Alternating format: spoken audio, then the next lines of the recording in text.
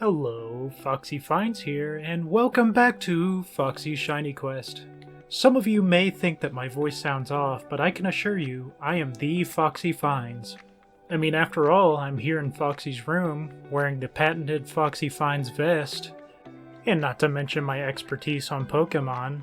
For example, this Pokémon, a Rattata. You're not buying any of this, are you? I figured. Let's start from the beginning. Hello, Ominous Biscuits here, and welcome back to Foxy's Shiny Quest. Foxy was feeling under the weather, so he asked if I could fill in for him for this week. The Pokemon world is filled with creatures big and small, and today I'm going to focus on the latter of those. We're looking at the small Pokemon today, Pokemon that are under 1 foot or 0.3 meters.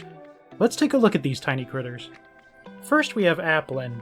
This Pokemon is based on a worm inside an apple. Or since it's a dragon, maybe worm is more appropriate.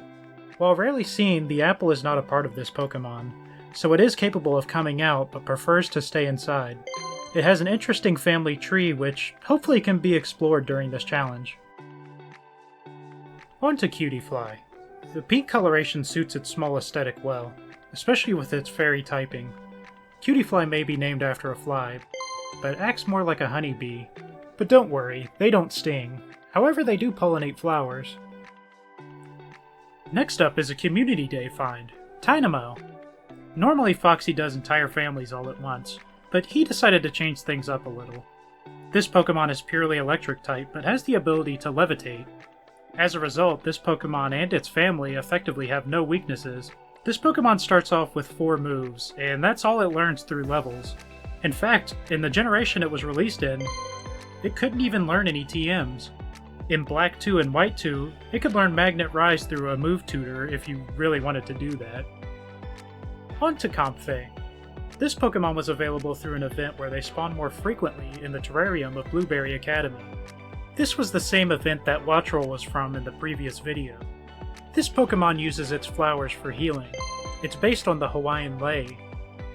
Here Foxy was, minding his own business, working his way to hunt a different Pokemon when he literally ran into Floetta. The fact that it happened to be shiny was pure luck. This is one of the only evolved Pokemon that is still under a foot tall. Floetta has a symbolic relationship with its flower, and neither would do too well without the other. We can't mention this Pokemon without going over the most important piece of trivia about it. Its eternal flower form. This form did not evolve from, or into anything, and is tied to the main story of Pokémon X and Pokémon Y.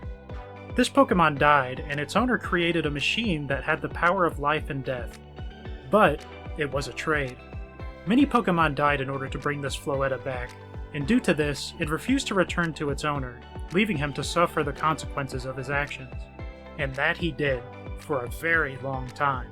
As time went by, he did not die, and neither did Floetta. Both of them were doomed to live on for 1,000 years. But don't worry, this story doesn't end on a sad note.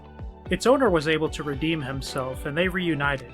Interestingly, this Pokemon was not programmed into some of the games, having its own model, sprite, and stats that were all different from the regular Floetta, not to mention a signature move. Foxy had actually been hunting a Chingling for a while now. Not for any reason, it just showed up a lot in Legends Arceus. But it is amusing that he found it in Violet version instead. Just as a little side note, I've been saying Arceus this whole time, which I guess was the original pronunciation for it, but I asked Foxy just in case, and he informed me that they actually changed the pronunciation to Arceus. I personally prefer to pronounce it as Arceus, but it makes me curious, what do you think the proper pronunciation should be? Let me know in the comments. Anyways, Chingling can scream by rapidly bouncing their tongue around in their mouth. This is based on the Japanese bells that inspired this Pokemon, ones that were used in Japanese shrines to both ward off bad spirits and to call good ones. Finally, we have Azuro. It's just a ball with a ball as a tail. When hunting this, it's not hard to accidentally run into a regular Azuro, as they blend in with the water, but the shiny is easy to spot. If he had been hunting these on land, it would be reversed though. Azuro, and Chingling for that matter, were baby Pokemon that require incense to hatch. Just have one of its parents hold the sea incense and you'll hatch an Azuro. And without the incense, you'll hatch a Marill. That is all we have for this video. These Pokemon may be small, but they fill their space in the Pokemon world.